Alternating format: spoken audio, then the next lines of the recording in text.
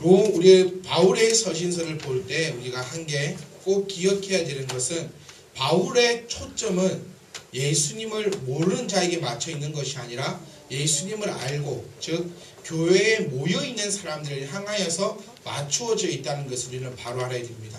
그래서 우리가 이곳에서 지금 바울이 한마디로 얘기하면 의는 없다, 하나도 없다 라고 얘기할 때에 바울은 교회 안에서 세상 사람들을 향하여서 의인이 없다라고 이야기하고 있는 것이 아니라 바울은 교회 안에서 교회 안에 있는 사람들로 하여금 의인이 없다라고 이야기하고 있다는 점을 우리는 바로 아셔야 된다는 겁니다.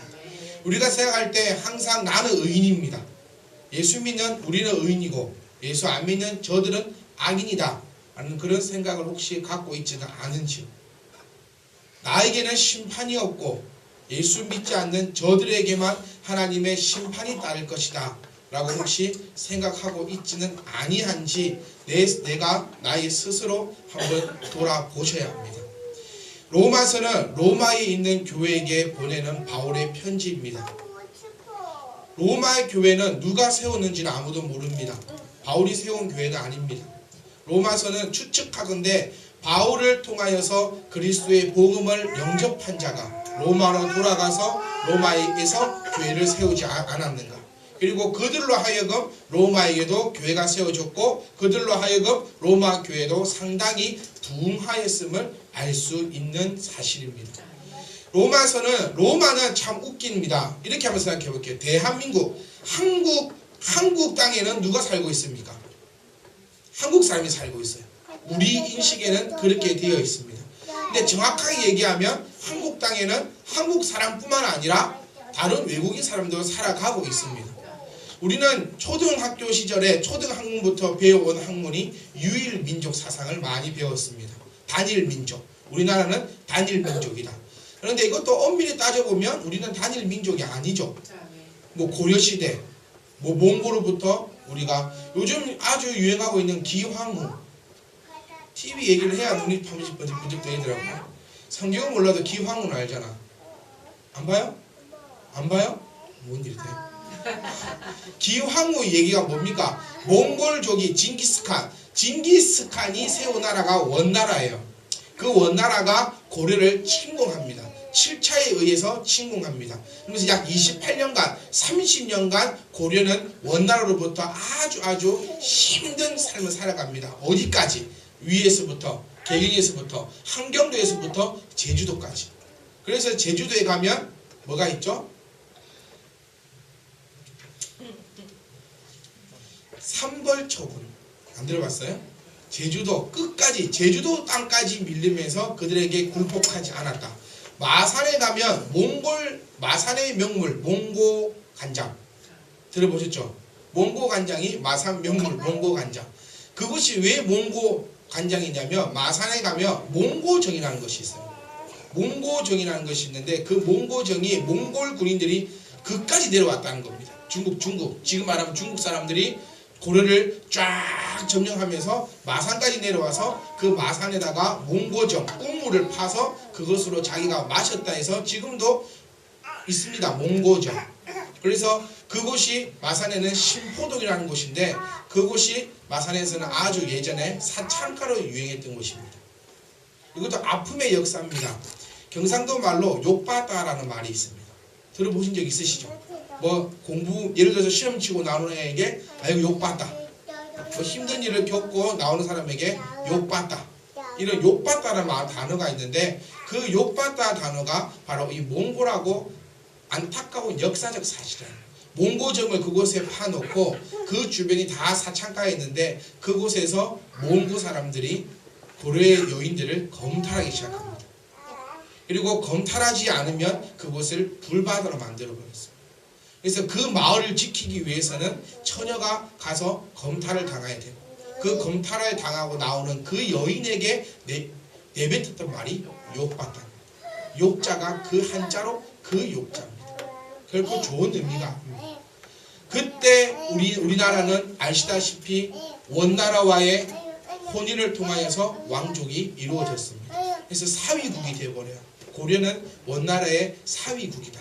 그리고 청나라에 계속해서 중국 역사와 우리의 역사를 이렇게 하면서 우리는 계속해서 압박과 속국을 받으면서 솔직히 우리나라도 우리가 엄밀히 따지면 단일 민족, 유일 민족이라고 말할 수는 없는 민족 가운데 하나일 수도 있다는 겁니다. 그런데 우리는 그렇게 교육을 받아왔습니다. 그러면서 꼭 우리나라는 유일무이한 유대인과 같은 유대인과 우리는 유일무이한 이 지구상에 존재하지 않는 단일 민족이다라는 그런 사상이 되어버렸는데 요즘에는 이게 또 바뀌죠. 다문화. 이제는 우리나라도 단일 민족이 아니라 다문화 민족으로 바뀌어가고 있습니다. 왜 이 말씀드리냐면 지금 로마를 비교할 때 현재의 미국을 한번 생각해 보시면 됩니다. 미국은 어떤 나라입니까? 미국에는 누가 살고 있습니까? 라고 얘기할 때 미국 사람이 살고 있습니다 라고 이야기할 수가 없는 나라입니다. 우리나라는 대한민국에는 그래도 대한민국 사람들이 많기 때문에 대한민국에 살고 있고 중국에는 누가 살고 있습니까? 중국 사람이 살고 있어요. 그것도 98% 되는 한족이 살고 있는 곳이 중국입니다. 그리고 나머지 소수 민족들이 2%를 일궈가고 있는. 그런데 로마나 지금 현재 미국은 그런 종족, 혈통적 나라가 아니었습니다. 사람들이 모여서 나라가 만들어진 것이 아니라 나라가 있고 사람들이 모인 곳이 바로 미국이란다. 그러면서 그곳에는 우리도 언제든지 그곳에 가서 어렵지만 그래도 힘닿은 데까지 노력하면 시민권을 얻을 수 있는 사람입니다. 그런데 우리 대한민국은 시민권을 허용하지 않는 나라가 우리 대한민국입니다. 그래서 미국 같은 경우에는 이중 국적을 인정합니다. 나는 미국 시민권도 가졌고 멕시코 국민이기도 하다. 이것을 인정하지만 우리나라 같은 경우에는 그것을 인정하지 않기 때문에 미국 시민권을 얻으면 이 사람은 대한민국 국민의 자격은 잃어버리게 됩니다. 양자택일이에요. 그래서 그곳에서 아이가 태어나면 이 아이는 그 나라의 영주권자가 됩니다. 영주권자가 되어서 만 18세가 되어서 시민권을 택할 것인가 대한민국 국적을 택할 것인가 양갈림길에 놓여요. 그래서 한 번씩 뭐 2세가 우리나라에 군대 왔다 하면 TV에 나온다는 거예요. 왜? 미국의 시민권을 포기하고 대한민국 국민으로 살기를 원했기 때문에 한국에 군대를 다녀오면서 유명한 사람이 그런 사람이 만들어지고 또 간혹 가다가는 유명한 가수나 탤런트들이 군대 문제 때문에 한국의 국적을 포기해버리고 미국 시민권을 얻어서 비난을 많이 받기도 합니다. 로마도 마찬가지였습니다. 로마도 지금 로마에 살고 있는 사람들이 모두가 로마 혈통을 가진 사람들은 아니었어요. 이 로마 땅에 살고 있는 사람은 유대인도 있었고 헬라인도 있었고 또 그야말로 로마 사람도 있었고 또 이 나라 저 나라 온갖 나라 사람들이 지금 모여있는 그곳이 바로 이 로마입니다. 그러면서 이 로마는 많은 특이계층, 많은 특수성을 가지고 살아가는 사람들이 바로 로마였습니다.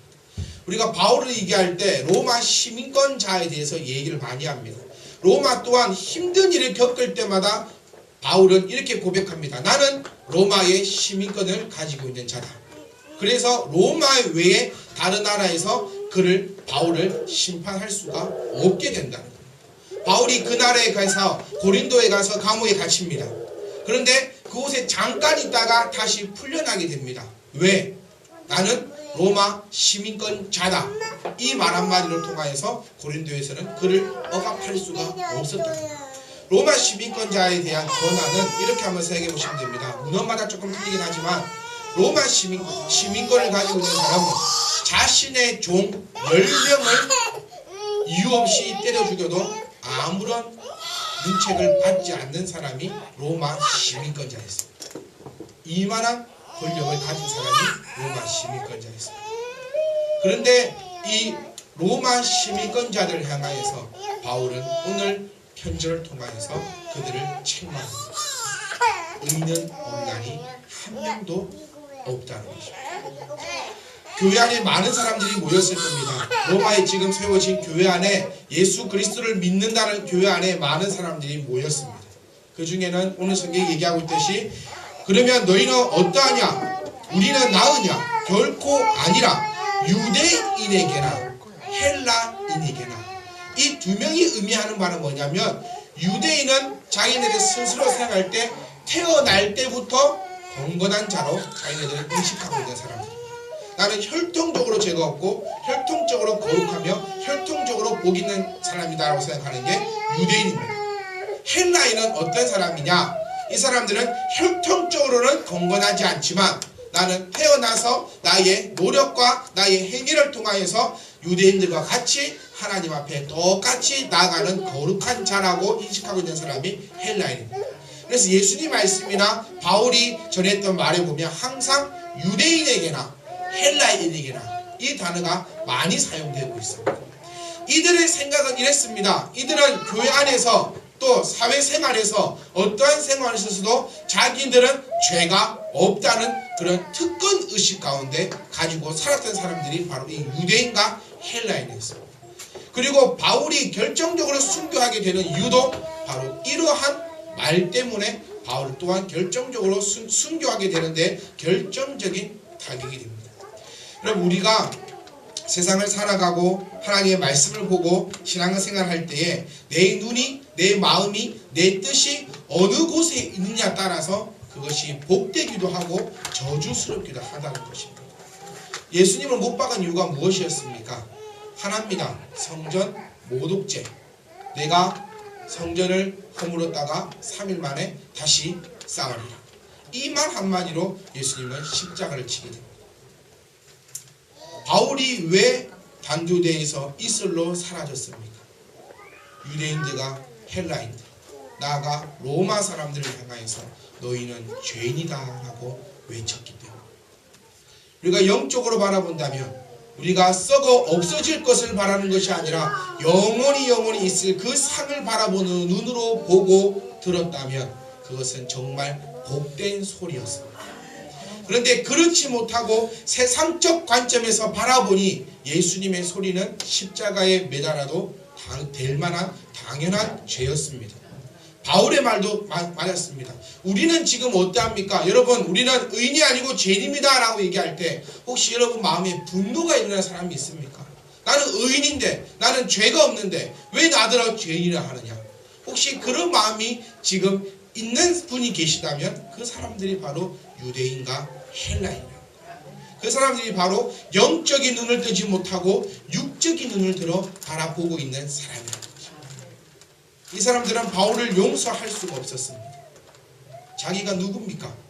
자기는 로마 시민권자고 유대인이고 헬라인이고 날 때부터 율법 아래 있었고 태어나서 닷새 만에 할례를 받았으며 그들은 유대인의 율법에 따라 음식을 가려 먹었고 그들의 율법에 따라 행동을 바로 하였으며 율법에 따라 머리부터 발끝까지 살아온 자기들에게 지금 바울은 이야기하는 것입니다. 너희는 다 죄 아래 있느니라. 그리고 그들 향해 소리쳤습니다. 회개해라. 그래야 그리스도의 백성들이다. 그 말을 바로 알아들은 사람은, 그 말을 영적으로 받아들인 사람은 그 사람 것을 변화하여 하나님의 귀한 잔치에 참여하는 사람이 되었고, 하지만 그것을 육적으로 듣고 육적으로 상해버린 사람은 영원히 꺼지지 않는 지옥불에 들어가는 그런 결과를 낳게 된다는 것입니다. 사실 여러분, 사랑하는 성도 여러분, 저와 여러분들은 유대인입니까? 어쩌면 헬라인입니까? 유대인과 헬라인 중에서도 자기의 죄를 깨닫고 자기는 의인이 아니다라고 고백하는 사람도 분명히 있었습니다. 저와 여러분들은 그러한 삶이 될 수 있기를 간절히 소망합니다. 바울은 얘기합니다. 의인은 없나니 하나도 없으며 깨닫는 자도 없고 하나님을 찾는 자도 없고. 말씀이 선포되어도 그 말씀을 듣고 깨닫는 자가 없다는 것. 말씀이 선포되어도 그것을 하나님의 말씀으로 바로 듣는 사람이 없다는 것입니다. 하나님을 찾는 자도 없다는 것입니다. 하나님의 말씀을 듣고자, 하나님의 말씀이 듣고 싶어서 하나님의 그 뜻을 찾는 자조차도 없다라고 바울은 이야기하고 있다는 것입니다. 성도 여러분, 말씀을 통해서 여러분을 비춰볼 수 있기를 간절히 소망합니다. 나는 해당이 안 돼라고 그냥 치우치지 마시고 혹 내가 이렇지 아니한가 점검하셔야 됩니다. 내가 그렇지 아니하다면 잘 살고 계신 겁니다. 그럼 계속해서 그렇게 살고 있으면 됩니다. 내가 그렇지 여기 걸린다면 나는 변화할 수 있기를 간절히 소망합니다. 다 치우쳐 함께 무익하게 되고 선을 행하는 자는 없나니 하나도 없다. 다 치우쳤다. 어디로 치우쳤습니까? 영적인 것에 치우쳐 있는 게 아니라 육적인 것에 다 치우쳐 있다. 유대인과 헬라인들, 지금 여기서 책망받고 있는 유대인과 헬라인들은 자기의 그 자존심을 내려놓지 못한다는 거예요. 자기의 그 기득권을 내려놓지 못한다는 겁니다. 왜 유대인들이 왜 예수 그리스도를 믿지 못하는 줄 아십니까? 바로 그것은 자기가 지금까지 쌓아왔던 그것을 버리지 못하기 때문에. 예수 그리스도를 믿는다는 그 사실은 어떻게 되느냐? 나의 조상들과 함께 지금까지 지켜왔던 모든 율법을 버려버린다는 겁니다. 우리는 지금 율법을 지키는 자들이 아닙니다. 율법의 완성자 예수 그리스도를 통하여서 완성된 율법을 우리는 따라간다는 것입니다. 그런데 그렇게 되어버린다면 유대인들에게는 지금까지 모든 것, 더 나아가면 자기 조상들의 행위를 부정하는 자가 되어야 된다는 거예요. 자기네들 속으로는, 자기네들 머릿속으로는 그렇게 될 수가 없다는 거예요. 왜? 영적인 것을 쫓아가기보다는 육적인 것을 쫓아가기 때문에. 즉 그것을 바울은 책망합니다. 너희들의 그 잘못된 생각들, 자존심들, 특권들, 권위들 다 내려놓아. 그리고 그들의 목구멍은 열린 무덤이에요. 우리가 입술만 열면 어떠한지를 한번 살펴보셔야 합니다. 내 입에서는 어떤 말이 나오고 내 입에서는 어떠한 이야기가 나오고 있는가. 그것이 교회 안에서 일어나고 있는 이야기라는 것입니다. 제가 제발 부탁드리는 것은 저도 말씀을 볼 때 항상 그렇게 생각합니다. 그것은 나에게 주시는 말씀. 나는 완벽하다. 저 사람이 잘못됐다. 그것이 정죄라는 것입니다. 나는 말씀 안에 있으니 나는 복된 사람이고 너는 말씀 안에 없으니 너는 거짓되고 저주받은 사람이다 라는 그 생각 자체가 잘못된 생각이라는 겁니다.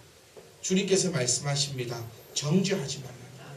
정죄는 왜 하면 안 됩니까? 하면 안 되는 것이 아니라 정죄는 못하는 것입니다. 왜?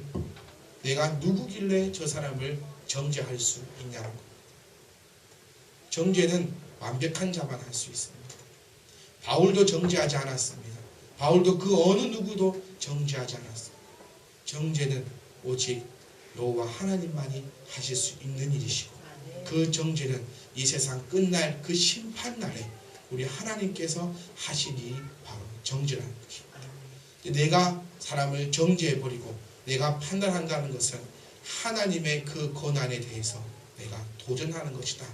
그렇게 생각할 수 있기를 소망합니다. 남편을 정죄하면 안 됩니다. 내 기준에 맞춰서 아내를 정죄하면 안 됩니다. 그것은 하나님에 대한 월권이랍니다. 하나님이 심판하십니다. 하나님이 죄를 가리십니다. 내가 스스로 죄가 있다 없다 말할 필요도 없는 사실이고 중요한 것은 내 자신을 돌아보는 것에 있어서 최선의 노력을 다해야 될 줄 믿습니다. 18절 말씀 보시면 그들의 눈앞에 하나님을 두려워함이 없다는 것입니다. 5절 말씀과 어쩌면 일맥상통합니다. 바울은 항상 지목하는 것이 하나님을 두려워함이 없다. 그 말인즉슨 교만함이 하늘을 찌른다는 것입니다. 이 사람의 잘못된 모습이 보입니까? 여러분 그것이 교만입니다. 이 사람의 더러운 모습이 보입니까? 그것이 바로 교만입니다. 내 입에서 욕이 왜 나옵니까? 욕이 바로 교만이라는 것입니다. 내가 저 사람보다 낫기 때문에 내가 저 사람을 욕할 수 있고 내가 저 사람보다 우위에 있기 때문에 내가 저 사람을 비방할 수 있고 내가 저 사람보다 높은 곳에 있기 때문에 나는 완벽하다 생각하기 때문에 그 사람을 향해서 비판한다는 거예요. 그것이 교만입니다. 바울은 오늘 우리로 하여금 교회로 하여금 바울이 얘기하고 있는 것은 교만하지 말라는 것입니다. 목사들 향해서 바울이 얘기하는 것이 바로 교만하지 말라는 것입니다. 성도들 향해서 바울이 얘기하고 있는 것은 교만하지 말라는 것입니다. 바울이 모든 교회를 향해서 얘기하고 있는 것이 교만하지 말라는 겁니다. 왜? 네가 의인이 아니라는 거예요. 다 죄 아래 있다는 것입니다. 로마 교회는 특이한 교회였습니다. 많은 사람들이 모이다 보니까 유대인도 있었고요. 헬라인도 있었고요. 돈 많은 사람도 있고 돈 없는 사람도 있고 또 많이 배운 사람도 앉아 있었을 것이고 또 많이 못 배운 사람들도 앉아 있었다. 그런데 이들은 함께 섞이기가 싫었어요. 왜? 교만이 하늘을 위에 가 있었기 때문에. 내가 누군데 내가 이 사람하고 같이 할 수 있느냐? 내가 어떤 사람인데 이런 사람과 함께 내가 섞일 수 있느냐? 그런 생각이 바로 이 로마 교회였습니다. 아니요, 어쩌면 현대의 우리 교회의 모습이 아닐까 하는 생각을 해봅니다. 그를 향해서 하나님은 바울을 통하여서 우리에게 책망하는 것이 다 죄 아래 있다는 거죠. 이런 말이 있습니다. 개하고 달리기를 해서 사람하고 개하고 달리기 시합을 딱 했어요. 사람이 개를 이깁니다. 그럼 뭐가 되는 거죠? 전혀 모르시고 이 정민님 선생님 제일 좋아하시는 용어인데 개하고 달리기를 해가지고 사람이 개보다 이겼어요. 그러면 개보다 더한 놈. 개하고 비겼어요. 그러면 비겼다니까요. 그러면 개 같은 놈. 개보다 지면 개보다 못한 놈. 이런 얘기가 있어요. 지금 바울은 여기서 무엇을 얘기하고 있냐면 네가 깨달지 못하면 이 개보다 못한 놈이라. 깨달지 못하면 멸망받는 짐승과 같다. 그 말씀이 그냥 한 번 듣고 두 번 들어서 내가 오늘 막 말씀을 들어도 막 빵 깨닫는 게 없어 나는 짐승 같은 자구나. 그게 아니라 변하지 아니하는 자에게 주시는 그 말씀이라는 거예요. 사람이 태어나면 계속해서 변합니다. 우리 아이들 자라나는 거 보세요. 한 주 한 주 모르게 계속해서 변하고 있다. 그런데 이 변하지 못하는 것을 멸망받는 짐승이라는 거예요. 개도 변합니다. 집에 키우는 쥐아니 한번 보세요. 변한다는 거예요. 똥 가리키면 거기다 똥 싸고 밥이 어디에 있는지 개도 교육을 통해서 변합니다.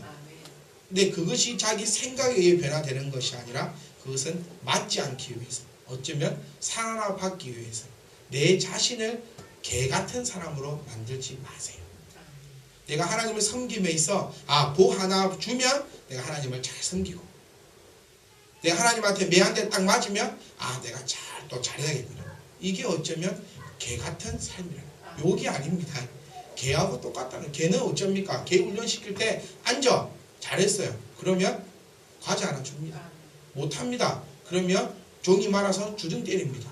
그러면 개는 과자 한 개 얻어먹기 위해서 잘합니다. 그리고 주둥이 한 개 안 맞으려고 잘합니다. 여러분 모습 어떻습니까? 하나님께서 복 주십니다. 그럼 잘합니다. 그러다 하나님 또 매한테 때립니다. 그럼 또 잘합니다. 복 받으려 합니까? 안 맞으려고 합니까? 그리 되면 이것은 사람이 아니라 개 같은 사람, 개 같은 사람이에요. 안 맞기 위해서, 받기 위해서. 그러한 신앙생활이 아니라 성숙된 신앙인으로서 하나님 앞에 한 걸음씩 나아갈 수 있기를 간절히 소망합니다. 우리는 꼭 기억해야 합니다. 의는 없습니다.